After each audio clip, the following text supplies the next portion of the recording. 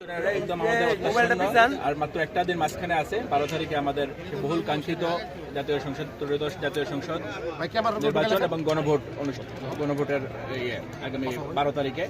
তো আজকে আপনারা দেখেছেন আমরা আমাদের টোটাল ডেপ্লয়মেন্ট আমরা চূড়ান্ত করেছি। আমরা প্রায় 1650 জন ফোর্স আমাদের সারা জেলায় বিভিন্নভাবে দায়িত্ব পালন করবে। আজকে আমাদের সেন্ট্রাল ব্রিফিং ছিল, আমরা ফোর্স ব্রিফিং করেছি এবং আমরা যেটা আপনার চেষ্টা করেছি যে আমাদের প্রত্যেকটা কেন্দ্রের গুরুত্ব অনুযায়ী আমরা কেন্দ্রে ফোর্স মোতায়েন করেছি। কোথাও কেন্দ্রে 3 জন, কোথাও 2 জন, বাট অধিকাংশ কেন্দ্রে 1 জন করে পুলিশ ফোর্স থাকবে। পুলিশের সাথে তো আপনার থাকবে বাংলাদেশ আনসারের লোকজন থাকবেন, প্রত্যেকটা কেন্দ্রে 13 জন করে আনসার থাকবেন। বাংলাদেশ সেনাবাহিনী এবার মাঠে আছেন, বর্ডার গার্ড বাংলাদেশ আছেন।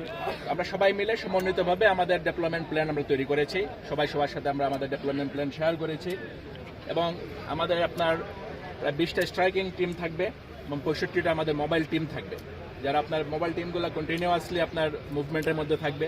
কোথাও যে কোনো ধরনের অনাকাঙ্ক্ষিত পরিস্থিতিতে যদি প্রয়োজন হয় তারা আপনার ইন্টারফেয়ার করবে। আর এর বাইরেও যদি প্রয়োজন হয় আমাদের স্ট্রাইকিং টিম অ্যাটেন্ড করবে যে কোনো পরিস্থিতিতে।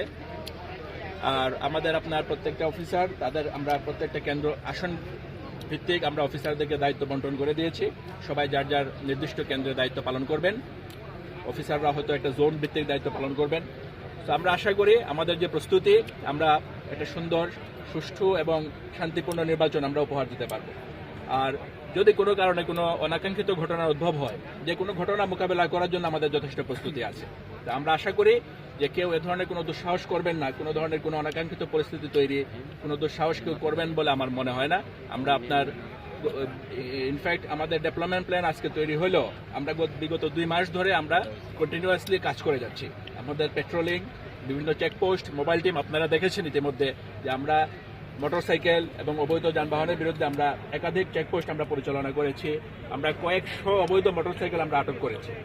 সো আমাদের যে অভিযানটা, আমরা আশা করি যে যারা হয়তো কখনো মনের মধ্যে কোনো থাকেও যদি কারো যে কোনো অনাকাঙ্ক্ষিত পরিস্থিতি তৈরি করার, আমাদের বিগত দিনের যে কার্যক্রম সেটা দেখে আমি আশা করি যে তাদের সেই চিন্তা থেকে সরে আসবেন। এবং নির্বাচনের দিন আমরা যতটুকু আমরা বুঝতেছি সার্বিক পরিবেশ আমাদের হিসেবে, সেই সার্বিক পরিবেশ খুবই ভালো আছে, শান্তিপূর্ণ আছে এবং প্রত্যেক ক্যান্ডিডেটের সাথে আমরা কথা বলেছি। তাদের কাছ থেকে আমরা এই আশ্বাস পেয়েছি যে তারা কেউ কোনো ধরনের অনাকাঙ্ক্ষিত পরিস্থিতিতে জড়াবেন না। তাদের সমর্থকদেরকে আমরা ওনাদেরকে অনুরোধ করেছি তাদের সমর্থকদেরকে এটা বলে রাখার জন্য।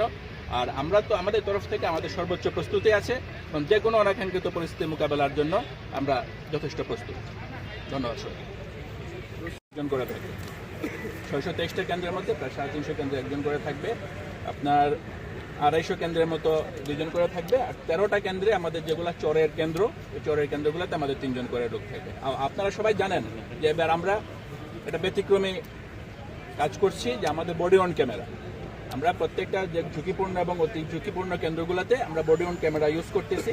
কিছু ক্যামেরা আছে অনলাইন, যেগুলো অতি ঝুঁকিপূর্ণ কেন্দ্র, এইসব কেন্দ্রে আমরা online body on camera use করছি, যেটা আমরা আমার অফিস থেকে আমরা এটা মনিটর করতে পারবো। প্রত্যেকটা থানাতে আমাদের আপনার আছে মনিটর আছে, প্রত্যেকটা থানা থেকে এটা মনিটর করা যাবে যে কোন কেন্দ্রে কী ধরনের পরিস্থিতি বিরাজ করছে।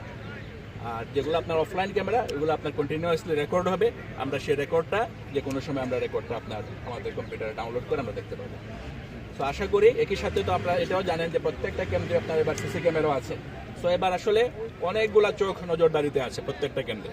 তো আমরা আশা করব যে সবাই সহযোগিতা করবেন আমাদেরকে।